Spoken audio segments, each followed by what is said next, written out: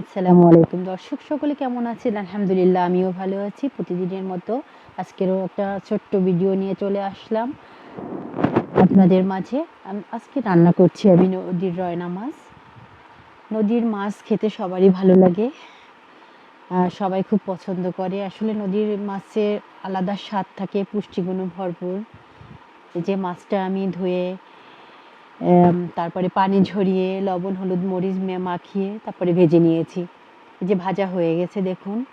এখন কড়াইতে তেল দিয়ে পেঁয়াজ কুচি, রসুন কুচি, হলুদ গুঁড়ো, মরিচের গুঁড়ো, জিরার গুঁড়ো, আদা পেস্ট সব দিয়ে লবণ দিয়ে তারপরে ভালো করে কষিয়ে নেব।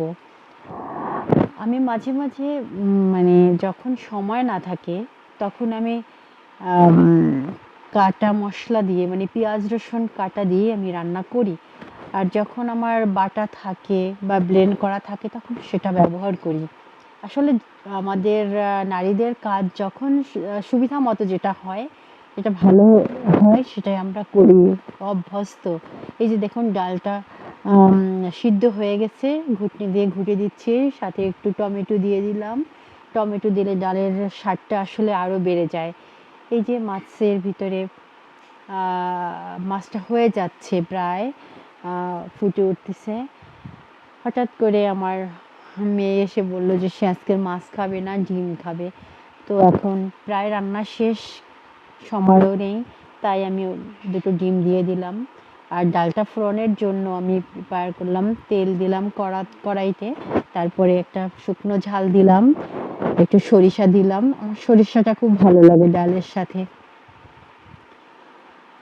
এই যে সরিষাটা একটু ভেঙে ভেঙে দিলাম, তারপরে এর ভিতরে পেঁয়াজ রসুন এগুলো দিয়ে তারপর ভালো করে ভেজে নেব।